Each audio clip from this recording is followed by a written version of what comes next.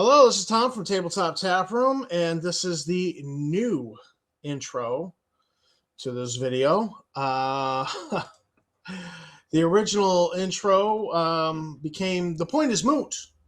I did this whole video on this poop storm that's going on Twitter because people are shouting at each other from two different extremes, and then I don't like what you said, so I'm going to go and I'm going to make a comment on your tweet.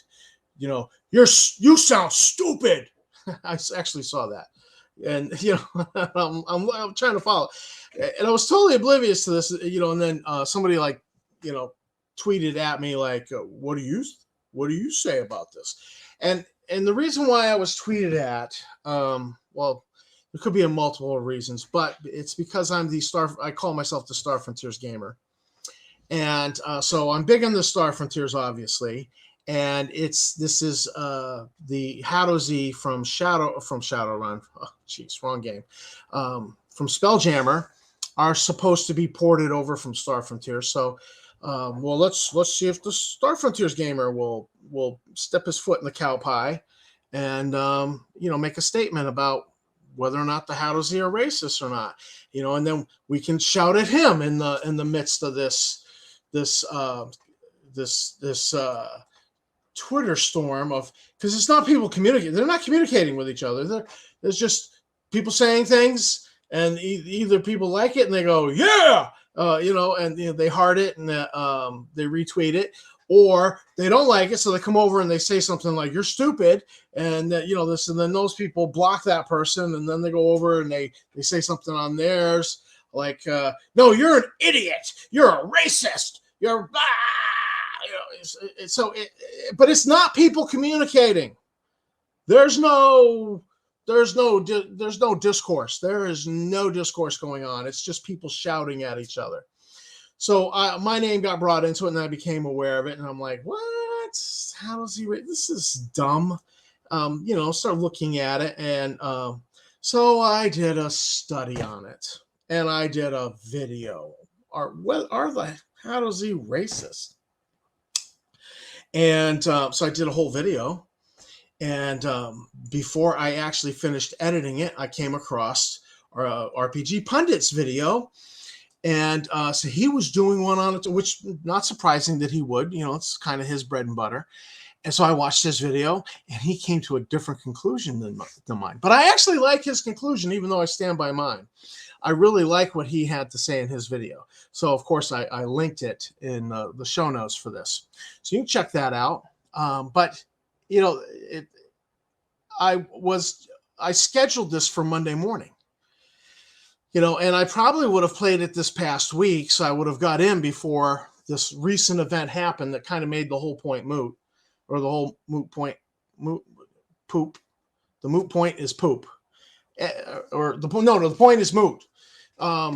So the whole point is moot now because of what's recently happened. But nobody's communicating. Everybody's shouting at each other. And so if the recent Twitter storm of poop flinging by Justin Lanassa hadn't happened, and I hadn't done like 4 videos just in response to that crap, this video would have actually played potentially on Wednesday. I think this would have been released on Wednesday if it hadn't been for Justin Lanassa. So thanks a lot, Justin Lanassa. You screwed up my content. Jerk. But anyhow, so it got bumped and scheduled for Monday, which then pushed the Ernie Gygax Part 2 interview to Wednesday. Such is life. But what has happened now on this whole Hadozee thing is Wizards of the Coast went into their, was it the One D&D, One Beyond, there can be only one D&D, whatever it is, and they changed the digital content. They changed 2 paragraphs. I've not seen it, but I just caught a video where somebody was griping about Wizards of the Coast doing this. So more firestorm, but if you got a hard copy, if you got a printed version, You still got the 2 paragraphs in there, but they have gone in and they have just wiped out 2 paragraphs right out of the Hadozee's background fluff, completely destroyed it and made it irrelevant. So the point's almost moot, except the print version still exists. So we are going to go forward with the stinking video. I'm so irritated that I even did this video in the first place. I'm irritated over being dragged into the poop storm on Twitter with somebody being like, well, what do you have to say about this? And I should have just stayed out of it. But we've done the video, we've done a deep dive and actually analyzed the assertions that were being made about the racism. Are they valid? And I came to distinct conclusions that are probably going to get me shouted at on Twitter, because it just is. All right. But the RPG Pundit came to a completely different conclusion. He actually approached the whole issue. He didn't look at the merits of the accusations. He came at it from a more almost philosophical way of looking at it. And he came to a completely different conclusion than me. And I really like his conclusion, even though I stand by mine. So without further ado, here is the Hadozee. Are the Hadozee racist? I'm so irritated. So irritated with Wizards of the Coast. It's so irritated with the Twitter poop storm. And I'm so irritated that I actually made this damn video. So enjoy. We're on. Oh, here we go. Sorry. Hello, this is Tom, a.k.a. Gedeon here for Tabletop Tap Room. Enjoying my morning coffee. Oh, and Star Frontiers Gamer. We're in the command deck of the starship. So we will be talking Star Frontiers by the end of the video. And so the rumor has it that the Azarians were ported into Spelljammer. And I'm going to make an assertion concerning that, and some people might disagree with me, but we'll get to that to the end when we get to the Star Frontiers content. But let's just deal with the 900-pound gorilla in the room. It's that everything is now racist. D&D is racist because the Hadozee are racist, and how could Wizards of the Coast do this? Well, let's break down the assertion. Let's break down the accusations on this. Let's just break them down and analyze them, and then make a judgment. And so that's what we're going to do with this video, and we're going to try to break it down. And I'm going to make my own judgment, and you're free to make your own. And you're free to, you have, throughout the decades of my life as I've studied issues where people disagree, whether they were things in history or things in theology or, whatever, good people will look at stuff and make different decisions, and they're still good people. It's not like, well, you disagree with me, so therefore you're an ass.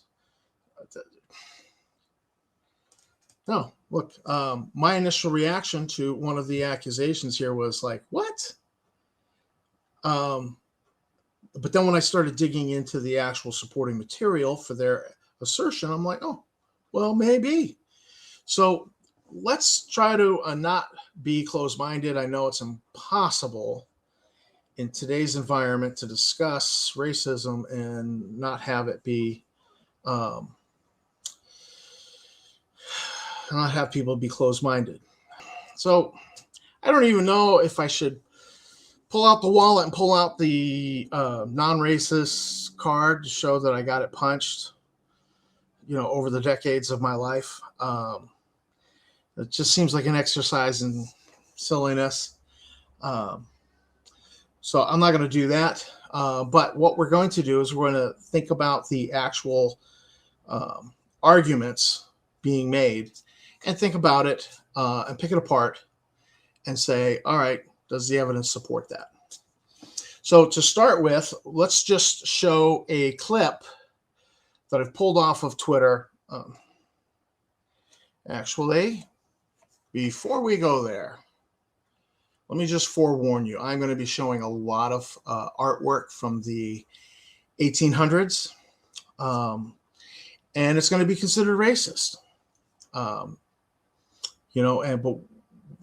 we have to look at the evidence to be able to analyze the assertion concerning the minstrel pose, because that's part of the argument here of why the Hadozee are racist, that he's in a classic minstrel pose.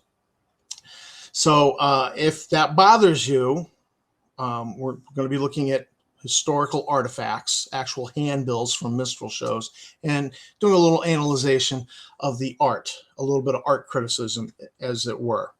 So that's the spoiler alert, what's coming up. And this is the side-by-side that was posted on Twitter. And there are two bases to this, why the Hadozee are racist, because of the background fluff that was written for them, and that the mandolin playing Hadozee here is in the classic minstrel pose. So my immediate reaction was, there are famous minstrel poses? I have no idea. They're so famous, I have no idea. So we're going to analyze it. Now, right off the bat, when you look at this picture, you can see some correlation, it's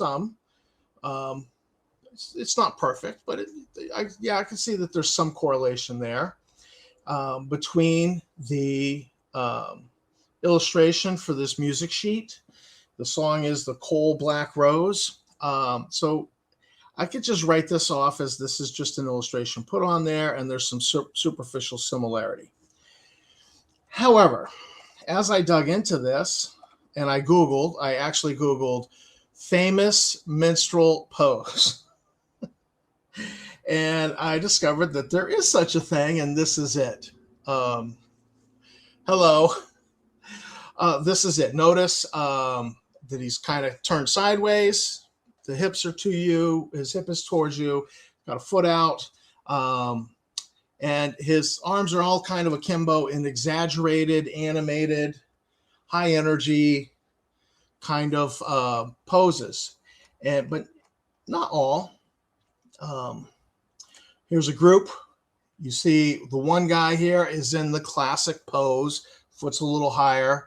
But all of these guys do not match that pose. But I'm noticing a pattern here to do this. If I was like, all right, so how can we characterize these poses?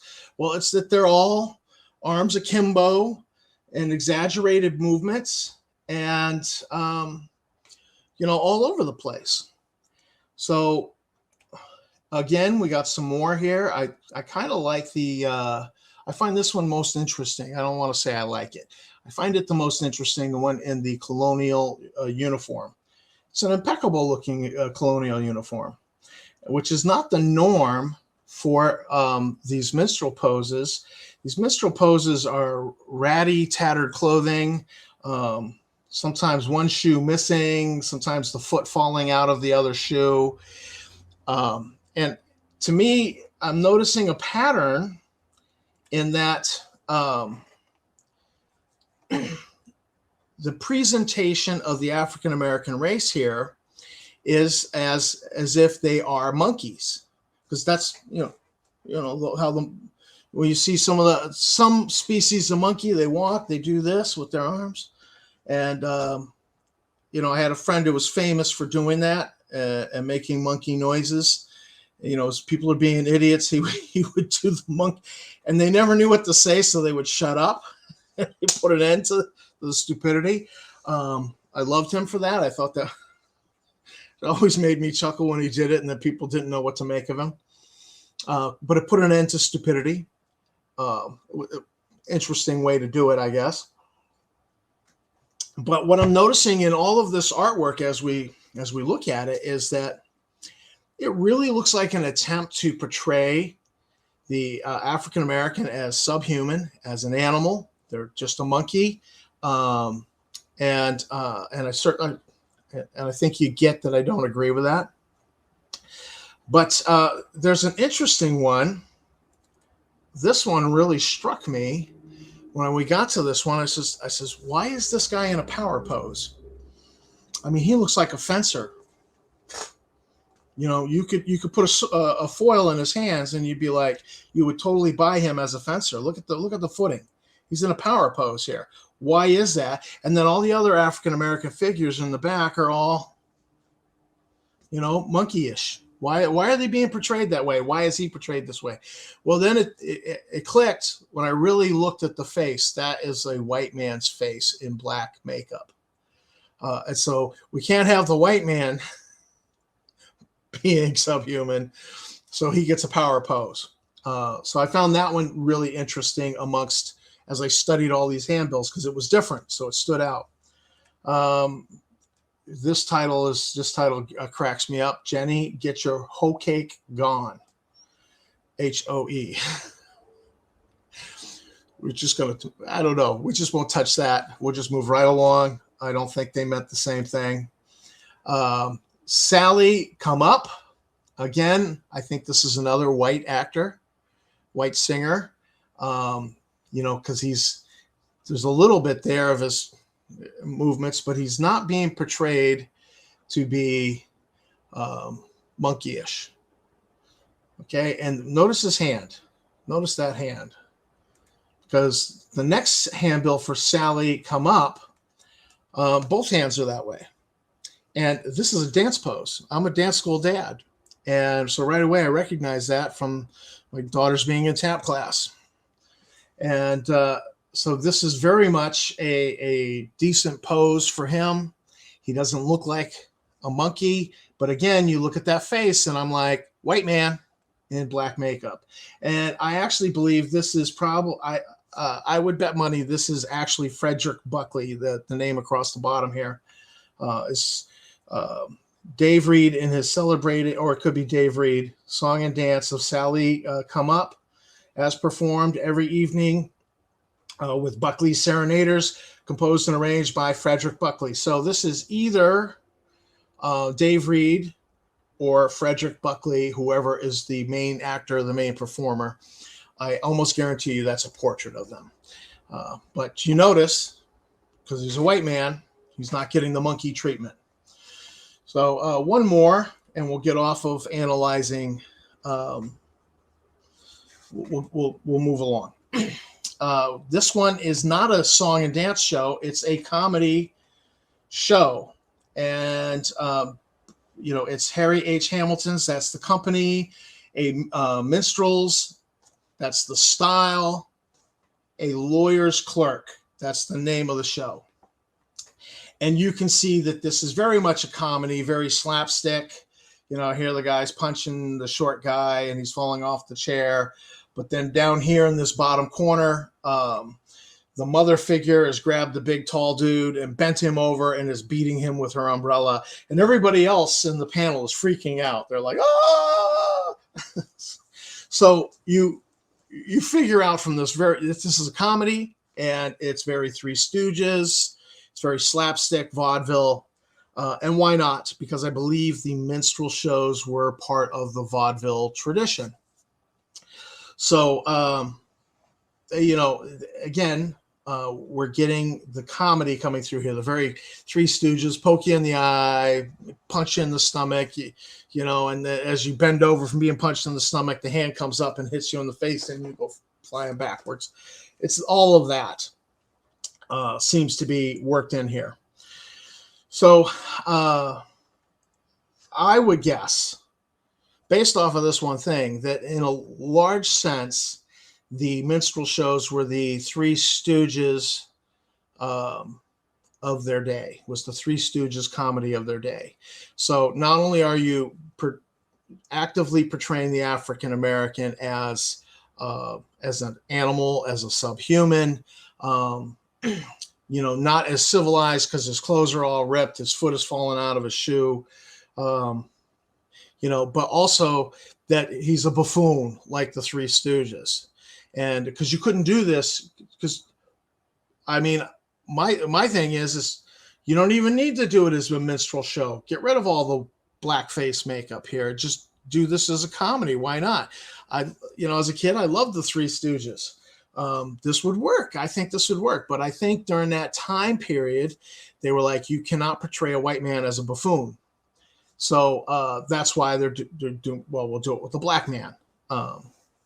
Because all of these faces here are clearly supposed, but don't we have white lawyers? Can't you have a white lawyer?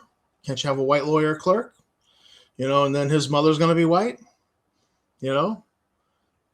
So this story could have worked with white characters. But I don't think in the 1820s, 1830s, or whenever it was,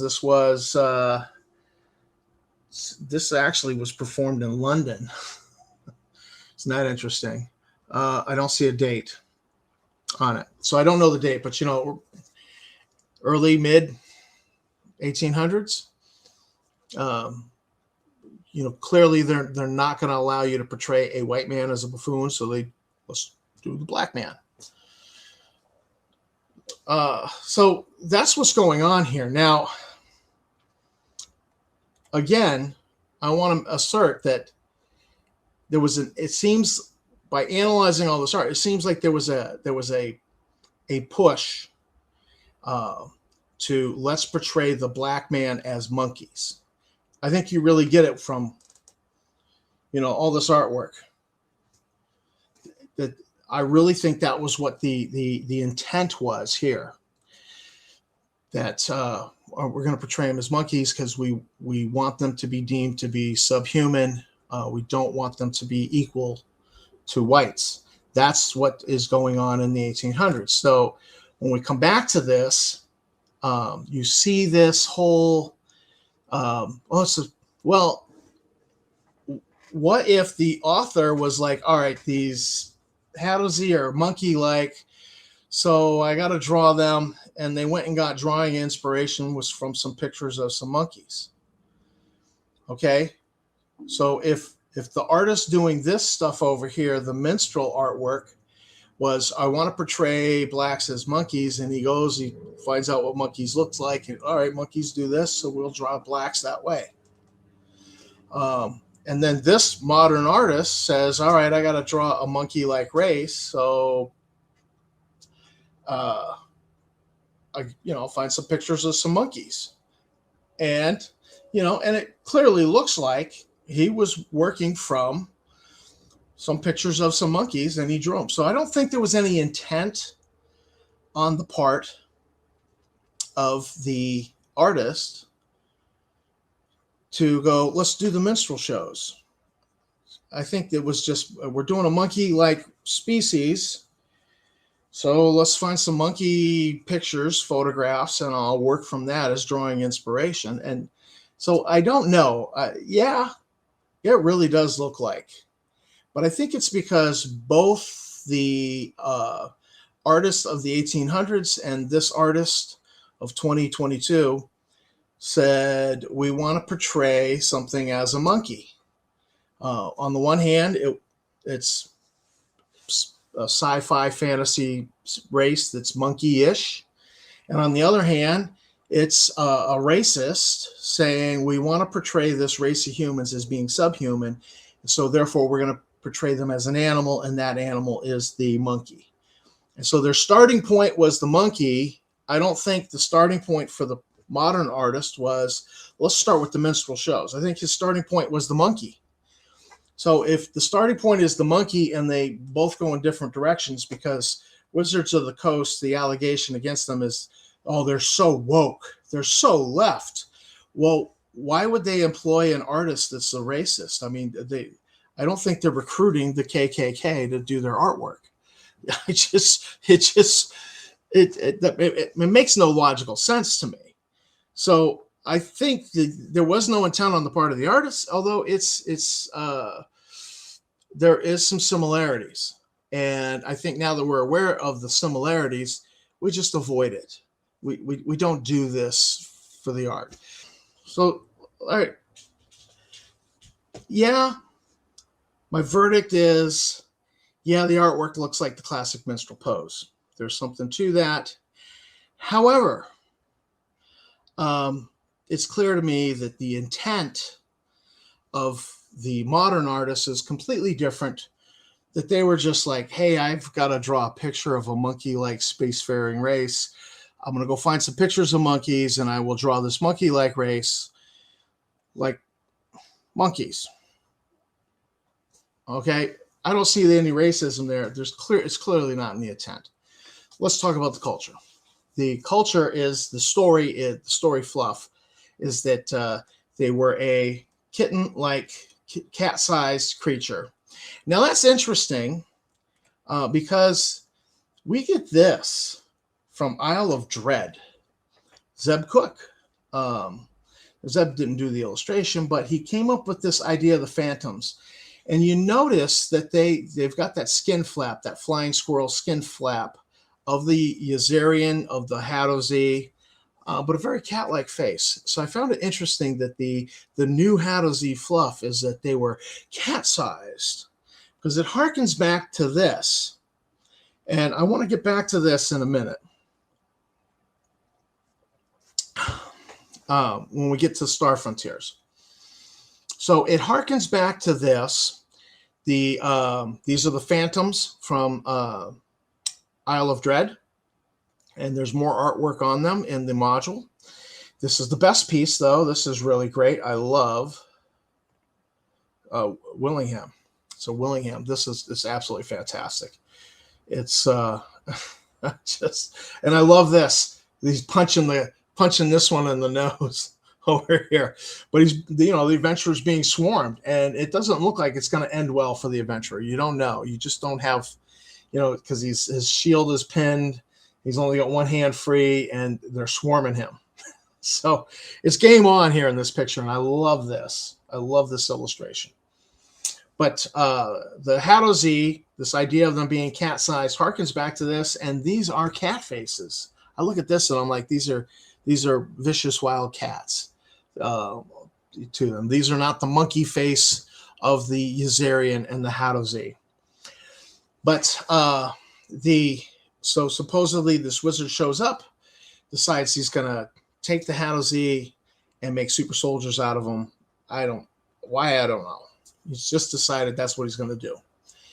And so he pours magical elixir down their throats, and it turns them into human-sized,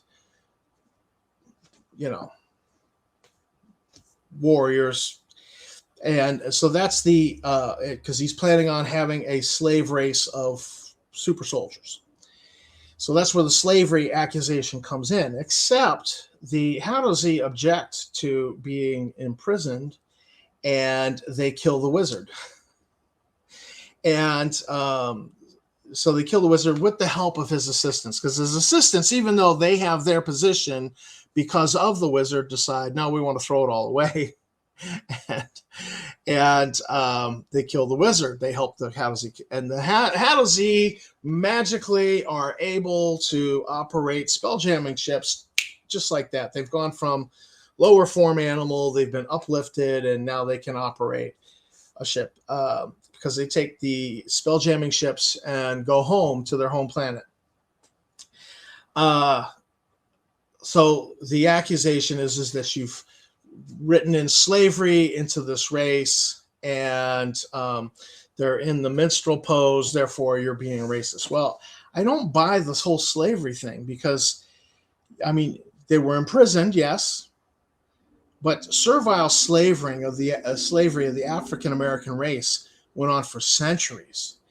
That does not compare to, I've captured some animals, I've poured magical elixir down their throat, boom, they are now fully realized human beings, sapient beings, and they're like, we object to imprisonment, so therefore we kill our jailer.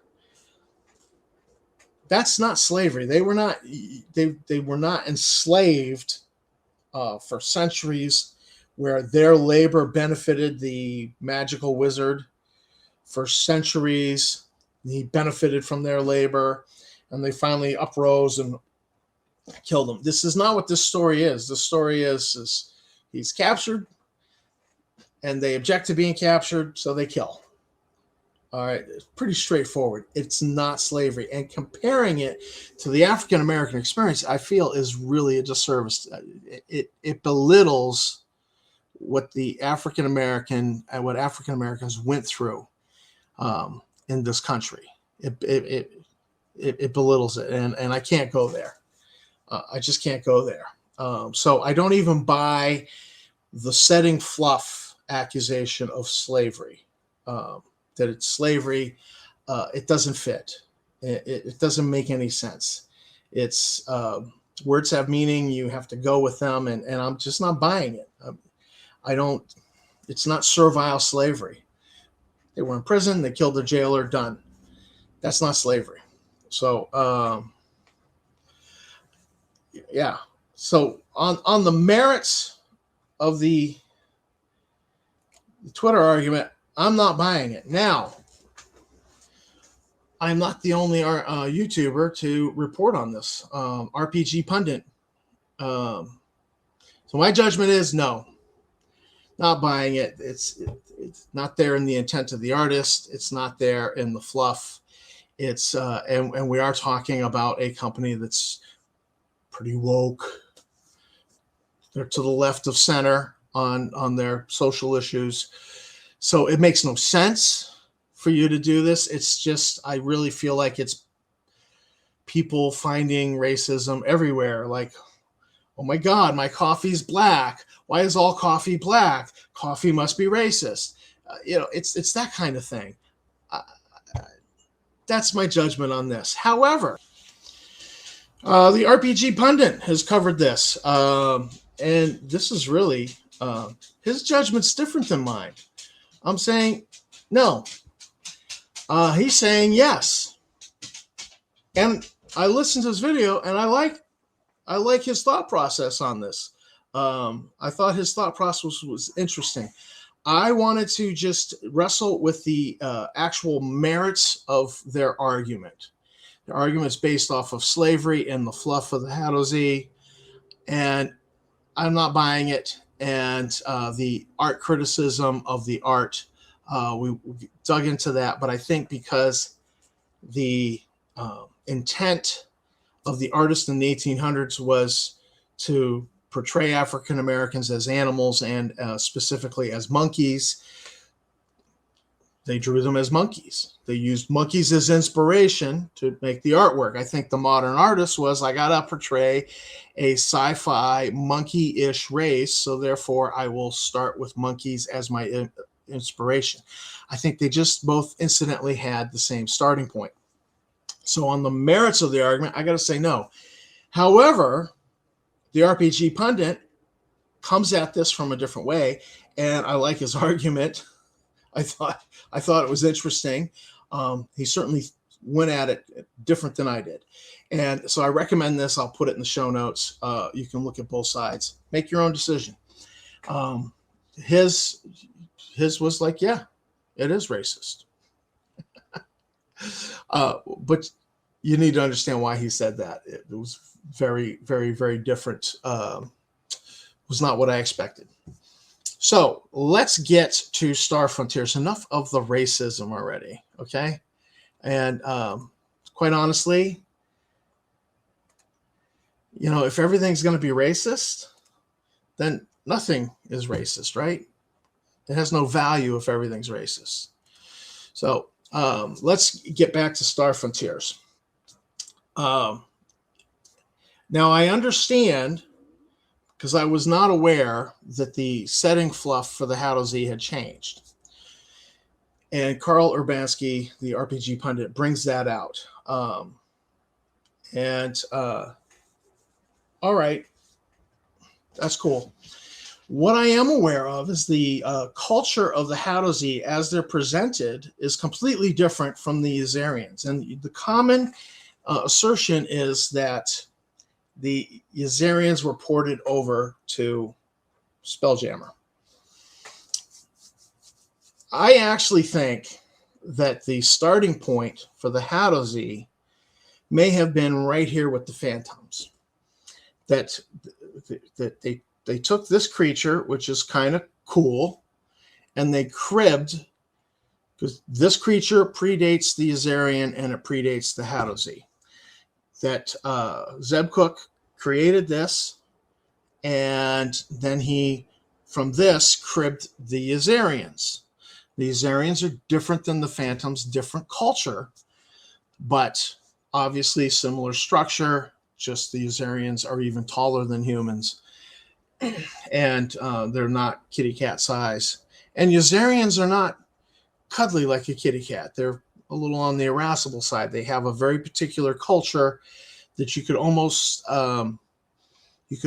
label it as Klingon-ish. They're very much an honor-bound warrior, concerned with honor.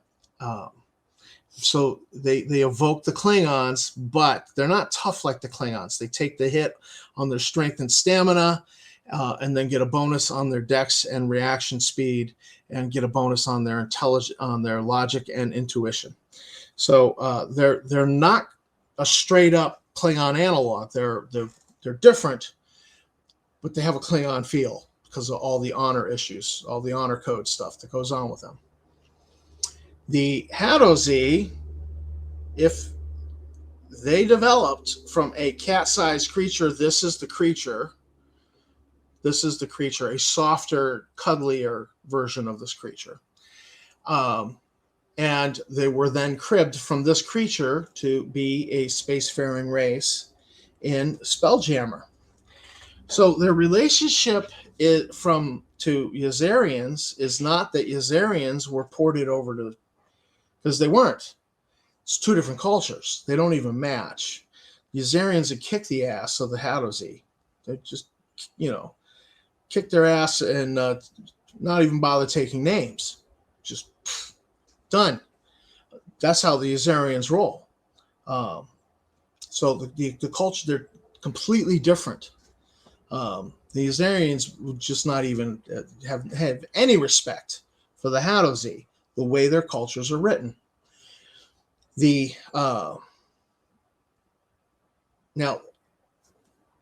So the Hadozee didn't come out of the Azarians; they came out of the Phantoms.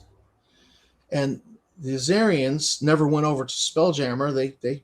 But they also came from the same source, the Phantoms. So it's kind of a relationship like Cro-Magnon man and Neanderthal man. One didn't come out of the other. It's you go back to a more common ancestor, and you split off from that in different ways. That's the relationship there. So I'm not buying this accusation anymore that the Yazarians were ported over to Spelljammer. Superficially, it looks that way, but they weren't. The Hadozee came out of the Phantoms. The Yazarians came out of the Phantoms. Two different. They're totally two different animals altogether.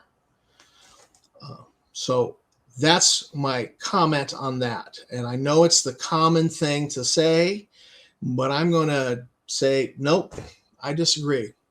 The Azarians were never in Spelljammer. The Hadozee are a completely different animal, cribbed from the same source as the Azarians, but their culture is completely different. They're nothing about them screams Yazarian to me, other than, well, they can glide. Yeah, superficially. Bats can fly too, but they're not a bird. So that's my little discovery from this whole digging into racism. Please, people, let's stop looking for it everywhere. Oh my God, my coffee's black. It must be racist. I mean, enough already. You go looking for it, you will find it. Doesn't really mean that it's there. Just doesn't mean that it's there. And I'm not seeing it in the Hadozee. Okay, looking at the accusations on their merits, I don't see it there. I just don't see it there. It's clearly not in the intent of the artist. Superficially, looks like a minstrel pose. But both artists started from the same starting point. Let's use monkeys as our inspiration. They did it with completely different motives.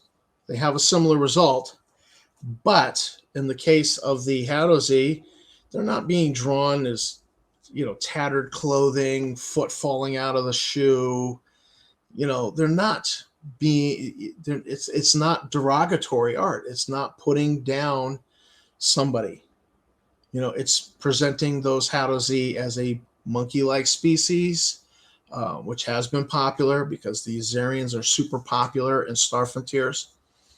And, so it's just presenting it and presenting them as adventurers, and they've got equipment, and they're badass, and they're not an enslaved race. They killed their imprisoner. He says, "Oh, you do this to us? Pfft, knife in the back. You're done, buddy." So they're presented as a race that stood up for themselves. Not someone that was enslaved in servile slavery for centuries. It just doesn't fit. The artwork, the intent is not there. They started from the same inspiration, a monkey, but there was different goals to the artwork. So I'm not buying it. Although I find the RPG Pundit's arguments really interesting, on the other hand. And he's saying, yes, it's there. So I'll leave it to you. Make your own decision. You got a brain. It works. Work it. I don't see it. So that's my answer to those people who were asking me, what do you say? What I say doesn't matter that much. Okay? You're going to make your own decision. I looked at it. I don't see the merit based on the assertions. I don't see that the Hadozee are racist. I don't see that there's any racist intent. Okay. But I do find the RPG Pundit's argument to be interesting. And I will argue with anyone that the Azarians were not, the Hadozee were made from the Azarians. They were not. They clearly are made from the Phantoms. And so they are not the Azarians. The Azarians were not ported over. Two completely different cultures. And any Azarian will probably kick the ass of any 2-3 Hadozee. Just, you're done, buddy, because you're messing with a true warrior race. They don't mess around. So done. That's my assertion for Star Frontiers. Azarians are not Hadozee. They did not become Hadozee. They are different. So that's what I have to say. And so interesting rabbit hole. And let's not do this again sometime. People, please. Serious. We're talking about a game. We're talking about a game and fictional species. Okay? Now, if you disagree with me and you're respectful and you're not going to call names and you want to argue a point, I will engage you on that. But if it's, if we go to the name calling and, it's just clear to me that you're arguing for the sake of arguing, I'm going to say, stick a fork in me. I'm done, and tap out on that one. It's not worth it. If there's honest exchange in the marketplace of ideas, I'm in for that. You want to discuss this issue further? Sure. But, maybe there's a point I didn't consider. Okay. But I'm only in this if there's going to be honest discussion. So if you want to just be like, you're an idiot, you probably voted for Trump and blah, blah, blah, blah, blah, and this and that and the other thing. Okay, fine. If you're going to be closed-minded, you just be attacking, trolling, I'm going to delete your comments. But if you're in for honest discussion, we can discuss. So I will say that up front before we sign out of the video. And,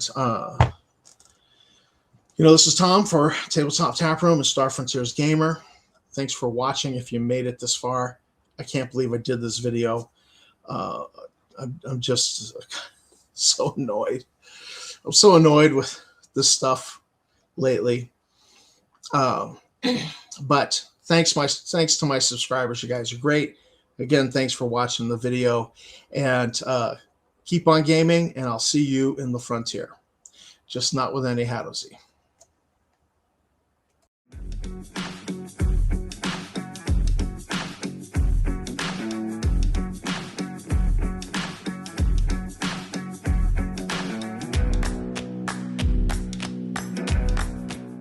Enough of this already. I mean, I have to draw the line somewhere, you know, and I'm probably going to draw it absolutely.